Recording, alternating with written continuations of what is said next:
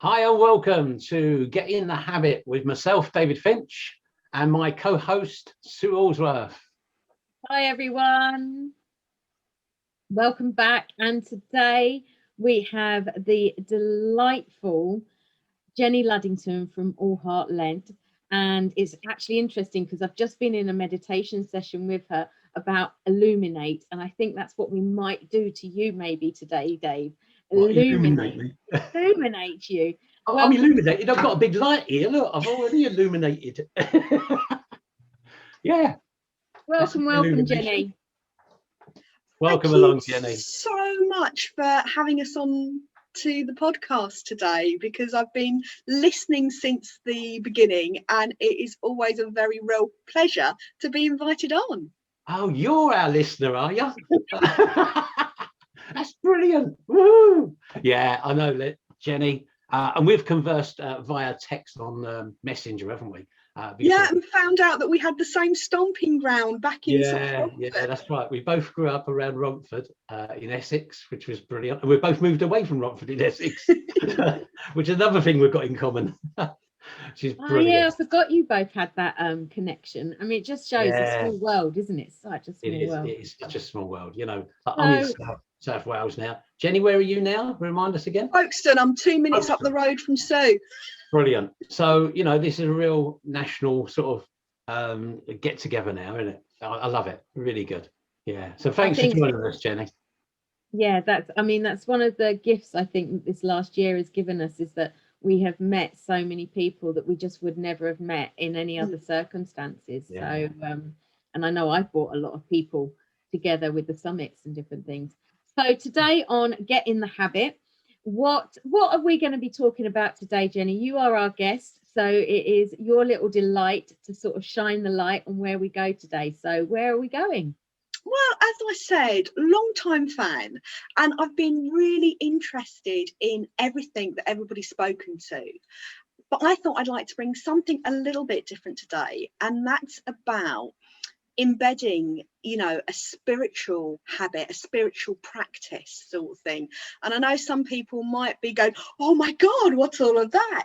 But I think it's something that I know a lot of people maybe are moving away from being religious, but I think a lot of people are open to having some form of spiritual practice. And actually, it's fine whatever you do. If you're agnostic and that works for you, that's fine. If you are religious, you know, if you follow one of the major religions and that gives you comfort, that is fine for you. And if you're somebody who's just a little bit more interested in doing something, that's a great place to explore. So myself, I wasn't raised in a faith at all.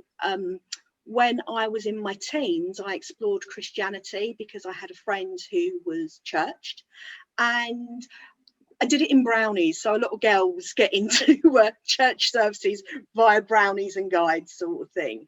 And then there wasn't really anything. And in my kind of mid-20s, something happened. And I was trying to give that some meaning to me. And I looked at a lot of different kind of religions and spiritual practices. And I first got into Wicca, which is sort of modern witchcraft. And Wicca didn't really resonate with me. So I then explored some other things around the divine feminine. So I would probably say now I am a goddess worshipper. I'm interested in the divine feminine, and I also marry that with something called Hellenismos, and that is basically the reconstructed worship of the ancient Greek gods.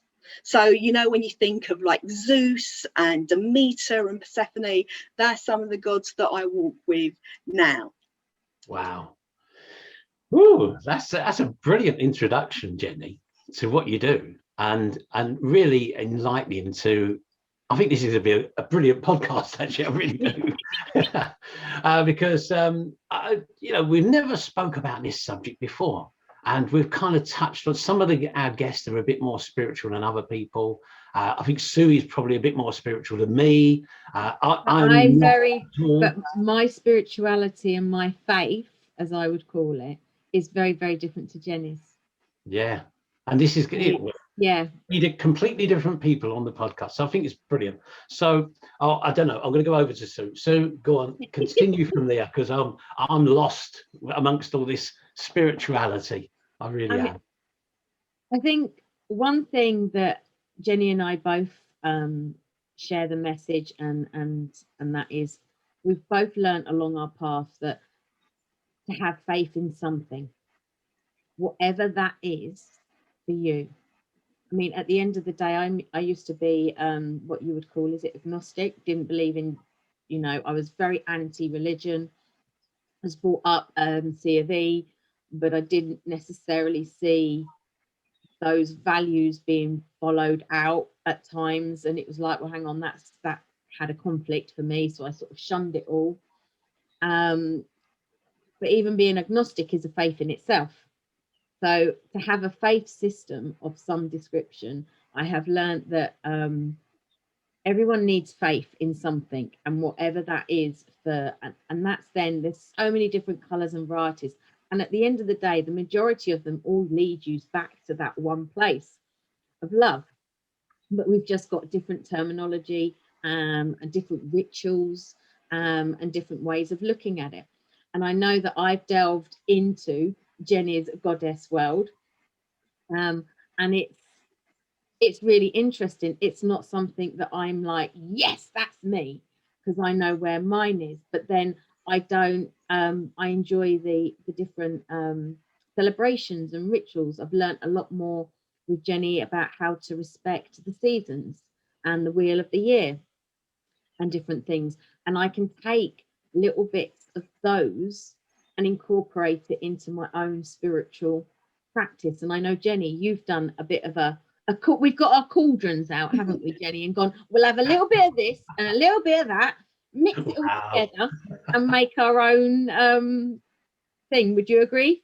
Yeah, and I think that's where spirituality comes into, and maybe is one of the key difference between a religion and a spirituality, because a religion tends to have a book of words. So that be that the Bible or the Torah, you have a guide that's dictating how you live your life to be the best you that you can be.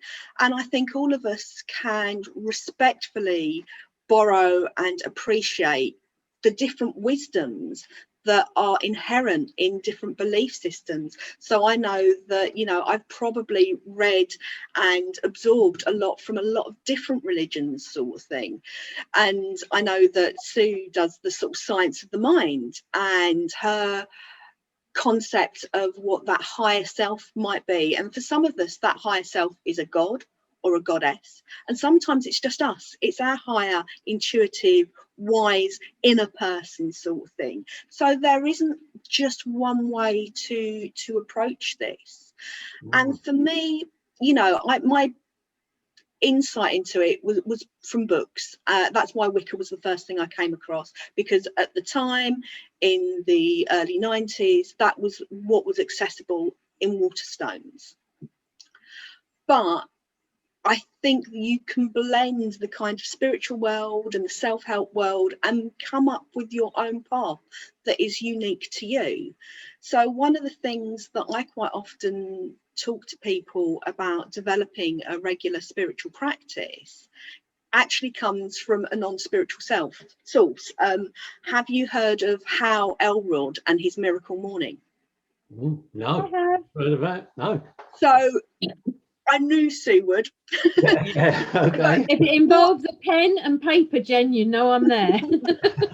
What Hal sort of says is about setting an hour aside in the morning. So getting up an hour earlier, and he has this system called SAVERS, and that's an acronym. So SAVERS stands for silence. So the S for silence. So that's starting off your morning with a few minutes of meditation. The A in SAVERS is affirmations. So Sue would know that as power truths. So your affirmations is saying those words, and I imagine that comes in hypnotherapy, is writing that script to give yourself the positive messages that you need. Next comes visualization. So that crosses the two kind of worlds. So in the morning, I used to envisage myself getting on the bus and the bus arriving at the exact moment that it got to the bus stop, that I got to the bus stop. So I didn't have to rush for it. I didn't have to, and imagining how I wanted my day to unfold. And it was so often that would happen. The E in Savers is exercise. So spending, even if it's just 10 minutes a day, doing a little bit of yoga or Pilates or whatever is your joyful movement choice. And then the R is reading. So every day I spend about 20 minutes doing some self-development reading or reading around my craft. And then the S is for scribing. So Sue and I would know that as journaling. So I tend to do my journal practice. I do some morning pages in the morning, and in the evening I do some poetry or reflective writing about how my day's gone. And all of those could be completely divorced from a spiritual practice. They are brilliant self-care tools in their own right. But for me, they are quite often embedded in my spiritual practice. So my meditation in the morning might be a prayer to Goddess. It might be a prayer to my higher self. It might be, Sue writes focus prayers beautifully in her journal journey books. So for me, that really works. And I did all of the Savers religiously for 30 days a couple of years ago, and now I don't feel that I need to go through all of them, but I wake up in the morning and think, which of these practices do I want to explore in my spiritual journey today? That's fascinating, and I bought into that, Jenny, right up until the point of the last S. So I can really all of that resonates with me. So Saver works for me. Okay, so probably where I have I wouldn't say a problem, but I have a I don't know what word you want to give it, all right, but the word spirituality. So right at the start you went, oh, let's talk about spirituality, and that the word, if you like, straight away I'll go, now turn off, because that's not me. So a lot of people talk about, like as you've said, about religion, or is it your higher self? That again resonates with me, being your higher self, being you, and being you as the best version of you, like you mentioned earlier. That really works for me. The last bit about scribing, I would turn that again into something of a reflection that I do, and I would probably do that saver part generally throughout every day. Really, that's merely me, and it really does resonate with me. But at the end of the day, I kind of have a bit of a moment of reflection, if you like, of what have I done today? How's it been? How have I been? Kind of in my heart of hearts, and how's my mood and everything else? How have I been as a person? And then reflecting that on like tomorrow and think, right, okay, well, is there some learnings from that? Can I learn from that and take it into tomorrow? So that would probably be the only difference. So being not a very spiritual person as I am, I think it's really good. And I could see that people can really buy into that habit. But my question to you is, why does all this have to be lumped together as something either religious or spiritual or whatever? Why do people hold on to that? Why can't they just go, I'm doing this for me because this is what I'm doing? I think for me, that would be a lot about how you are walking your path. So for me, the gods are very real. I have conversations with my powers that be, as I call them, just as I would have a conversation with you or Sue, just as I might have that conversation with my higher self. This has just been how my truth has revealed itself to me. And, I've had some beautiful experiences and I've met some beautiful people. So I think the Savers works really well for me as a personal practice, but also part of my practice is about a spiritual community. So I primarily run women's circles. So I run a red tent, which is not necessarily religious in any way, shape or form. That's a women's nurturing group. I also facilitate the Kent Goddess group, and that is a women's ceremonial group. And I think maybe some of us just have God-shaped blocks in our brains. So for me, connecting with the divine feminine connects me with the stages of womanhood. So we would talk about goddess as, originally it was kind of like maiden, mother and crone, and we've shooed in a few more of those. So we now have maiden, lover, mother, queen and crone, and not everybody will resonate with those, and there are similar things if you're looking at a more divine masculine kind of route. But yes, so community is really, really important to me. So that I love a good celebration. My background is youth work, and I would celebrate all of the festivals for all of the religions as part of my work, sort of thing. So Sue mentioned about the Wheel of the Year earlier on, and that is 8 festivals. So, you know, there's Imbolc in the spring, and Beltane in the summer, and then we have Samhain, which became Halloween for the secular world, and then sort of Yule in the winter, and there's a few more, but obviously we've only got a limited amount of time today to explore these. But I like the fact that every 6 to 8 weeks I have a reason to celebrate, and I can do that with my friends, and at the moment that is all online. But that sense of community, I think, and I think Sue will agree, you know, it's like what we're doing with the Get in the Habit studio. It is creating a community to get together and inspire each other and keep us accountable. It's interesting because to me, the Get in the Habit studio is a very spiritual thing, but you wouldn't know it to look at it, because just because I don't flash the word God, universe, higher power around does not mean to say that that is not what I am tapped into and connected to constantly, because that's, and I think Jenny will agree with this, whatever it is that you need to have faith and belief in, you have to cement, like you did the 30 days at the beginning, to cement that habit, just so that you could get the benefit of it and see where it led. But then, like with a lot of things, when you sort of become more adapt at them, it's like, actually I don't need to do it that long today, I need this, I need that, and you pick and choose to what it is. But the one thing I've learned about faith, in whatever sense you call that, it's really personal. It is exceedingly personal. Even if you are a member of a community, it is still a very personal journey. And a lot of people, my parents are not this way inclined. I think a lot of us who have gone through probably quite serious traumas in our life probably need to have and find that faith in something. As Jenny said, I've tried many routes, but I don't wear any hat. I am not this, I am not that. I am Sue with my own personal connection to whatever it is out there.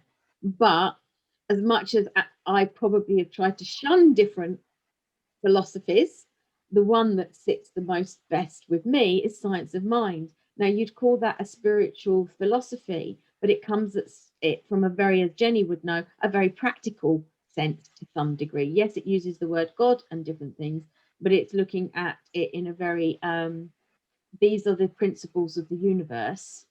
This is what happens. But it will use certain parts of the Bible, not because it's religious or it uses different stories from different. It was written back in the 1930s, so the Bible was the biggest seller still back in those days. If it was rewritten now, it'd probably bring in, you know, Lao Tzu and all sorts of different philosophies, the Buddha and everything. So, and it is really interesting to how. I know Jenny does like a celebration about as much as she'd love it, you'd love it in Peru. They'll celebrate everything when out there, well, not so much now, but it is very interesting at how they're not necessarily all those things that Jenny mentioned. They're not, we would call them a spiritual practice. You wouldn't, but you would be on board with the fact that they are self-care tools. Yeah, I would. But so let me ask you another question. But either of you can answer this. So is it more about the community of people getting together and, like you say, the celebrations and, you know, all the festivals and what have you that go with it, which is very much again about community, or is it really about yourself? Because to me, it seems to be more about being involved in a community, for want of a better word, a club. So if I had a club, all right, take it away from spirituality, religion, everything else, I had a club that I go to every week, and during that club we talk about certain activities and, you know, whatever that we're all interested in. Is that the same? We will answer this exceedingly differently. We are going to come at this from very opposite ends. I'll let you go first, Jenny, because you're the okay then. Well, I'm going to see if I can preempt you a little bit. If you went with your sports club analogy, yeah. Okay. My perception of Sue, knowing how she's enjoyed sports in the park, is Sue would quite often like a one-on-one coach sort of thing, but then she'd want to put her headphones on and just get on and be with herself. Right. I would want something weird and wacky, so I would be wanting to do pole fitness or aerial silks, and I would like the community that comes with it. But in terms of a yoga practice, I would also be equally happy doing that on my own sort of thing. I like going to a group to it because I can learn from others. I can get some support from a teacher or a mentor sort of thing. So for me, it can absolutely be both. So with Kent Goddess Group, that is an Avalonian tradition. So that's all linked with Glastonbury and the Glastonbury Goddess Temple. But some of the women coming to that are coming from a diverse range of spiritual paths. The Avalonian tradition that we're using just gives us a framework to work with. My personal spiritual religious practice is what I said earlier, it's this Hellenismos.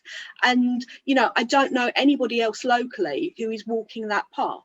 So that I would do almost as a solitary. But, you know, again, there isn't a right or wrong to this.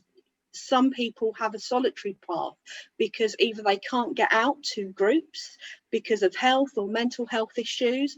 They don't want to do it. It's not how they walk their path. It doesn't resonate with them. And there isn't a one size fits all, and there isn't a right or wrong way to approach it. So what about you, Sue? Okay. Yeah, when Dave was asking this question, I was giggling away to myself inside. I have found my path and where I'm at on my own. I have different little tribes, as you may, communities, you want to call them, where I can dip in. That's where I say I don't have one particular hat. So I will go away once a year with Jenny to a gathering, a Mercian gathering that is more pagan Wiccan based. And I absolutely adore it. I don't necessarily do all the workshops, they're not my bag, but they have got a labyrinth walk. Well, a labyrinth walk translates in any language. You know, a labyrinth walk is a labyrinth walk. You don't have to be any particular faith system to be able to do that. So I embrace what I need from that they give from that weekend, and I'm accepted for that. And then I like a little bit of this. But I have done it all very much, met people along the way, but I wouldn't say that there is one specific group that I go to every month or every week to touch base with in that sense. So for me, as I said earlier, my journey to whatever it is, I always was looking for a tribe, and I found that the only tribe in some sense that I really needed to connect with this was me, because it's between me, myself, and whatever it is. So I find it's a very personal thing to me, and it's a lot deeper than I would speak about anyway, because that would be to take away. That would be like me saying to you, Dave, how's your sex life? Yeah. it's inappropriate, you know. But don't go there. I wasn't gonna. You know, to me, it's that sacred. So, Yeah. but yeah, Yeah, but I do like to have those little bubble moments. But I might find different bubbles at different times. For me, it's just all about expressing love and being Yeah. spiritual. Let me ask you another question, and probably Jenny with this, because Jenny has said about the different groups you go to. And Jenny, I'm fascinated that most of the groups you go to tend to be based around women. So it's like the goddess group and I forgot the name of the other one, but the red tent. The red tent, yeah. These tend to be women's groups. So again, is it the fact that you love to get together and have a good old natter and a cup of tea together, maybe at the end of a group or whatever? So it's more social. So is it the social aspect of going to that club, all right, for whatever title you give that club, or is it really boiling down to the spirituality? See, because to me, there's a little bit of each. Because if I enjoy going to, use your analogy of a sports club, if I enjoy going there and I think, oh, I really enjoy that. And some people would probably go to the gym, wouldn't they? In the days when you could go to gyms, they go to the gym, and that was, if you like, their place where they went, and it was like, oh yeah, I love it because I can work out. But some people go to the gym because of the other people in the gym, and they meet friends. They go there to be friendly, shall we say? Whereas other people go to the gym just to do it on their own. Yeah.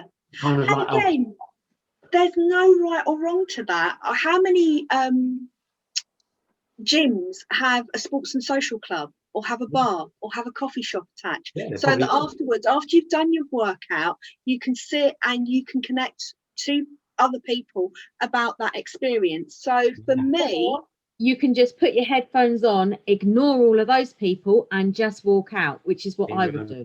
Yeah. But we're different. Everything, that's what it's like. Bertie Bassett's liquid all sorts, isn't it, Jenny? You've got to have a flavour, because we as humans, even look at animals. There are some animals that live in a pack. That there are some that kick their kids out as soon as they're born. I think my parents wish they were part of that pack, but but there is, Jenny said, there is no right or wrong. It's about, I think, that spiritual, for me, that spiritual path, that spiritual journey is about finding your authentic self, however that is, whether you need faith to stick to that, whether you need whatever it is that is. For me, if I hear the word spiritual path, I just know that someone is trying to find, be the most authentic to themselves that they can be. Would you agree with that, Jenny? Yeah, and I definitely think there's wisdom in all ways of approaching this. If you take anything away from this today, it's about finding your unique way of exploring all of this. Because we are all unique beings, and we all have unique needs, and it's actually up to us to find the methods that are going to help us meet our own needs. Because you can't, as much as it's nice having that social aspect to it, actually I need to be responsible for me, and I can share that experience in a group setting, and I can encourage others, but I'm always encouraging them to be their own guru, sort of thing. One of the things that I'm not drawn to is like a coven, because a coven is a hierarchy. There is a high priest and a high priestess in a traditional setting, whereas my approach to things is much more cyclical. So it's everybody brings something, and we all take and share and learn from each other. I'm nobody's guru sitting on high dispensing spiritual wisdoms, but come and meet me and tell me your spiritual insights. I'm going to be all ears. Yeah. See, all that resonates with me. That really does. That kind of being the best person you can be, being really interested in people, being interested in people around you. Go to meetings, and those people are sharing their life stories with you, or whatever. That for me, that does resonate with me. What doesn't resonate with me is giving it a label of, I need a new label. That's the problem. I think it's the spiritual label, religious label, whatever term those labels give you. Half the time None of those work. half the time we have to use them because there's nothing else to use, Dave. It's just That's a right, word. yeah. It's like Exactly. God. God used to really repulse me, the word, because I would see it as that religious figure, man sitting in chair, watching, looking down, judging. Oh, get that one today. No, Yeah. that one will save, and all of that. Whereas I can use the word God now with no attachment to it. Right. I accept for my personal relationship to it. Spirituality for me would look very different from me. How I would explain spirituality, Jenny would explain it differently, because our truths are unique. And so for me, spirituality is allowing you to have your own truth, so that you are not actually following anyone. Spirituality, if I was to say to you, okay then, Dave, go and find me a book on the philosophy of spirituality, you wouldn't find one in the sense that you would find the Bible or the core, all of those, because it is so broad. Yeah. Do you agree? Right. Yeah, I do. Yeah, I think that's really a good point. I think and that is there needs to also be a new really label. good way of wrapping, because I'm aware of time today. Yeah, and you're know a timekeeper that, today. So this is one that we'll have to get you back on, Jenny. Yeah. I would love to come back. We'll bring Dave over to the light side, Jenny, just to wrap things up then, can you share the analogy or whatever word we need to give it, the saver again? Can you share that just quickly, so if people want to get in a habit, because I think that's a brilliant one. So if people want to take something away from today as a habit and think, I'm going to do that, what Jenny said, can you say it again so everyone? Right, so that is how Elrod. It's the miracle morning, and the acronym is SAVERS, and that is silence, affirmations, visualizations, exercise, reading, and scribing. Brilliant. That's lovely. Well, Jenny, thanks very much for today. It's been fascinating. And honestly, this could have gone on for hours, this one. I'm normally the time watcher, and today I'm the one sitting here going, no, we've got to cut this now. Well, Jenny, thank you. Thank you for having me so much. and good luck. Yeah, brilliant. Cheers, Jenny. Take care, everyone. Bye. Thanks. Bye, everyone. So this is me, Sue Allsworth from Authentic Smile, saying have a lovely, wonderful, safe week. And thanks to Dave Finch, my partner in crime for today. We'll see you next week. And Jenny from All Heart Led. Thanks. Bye, everyone. Bye-bye.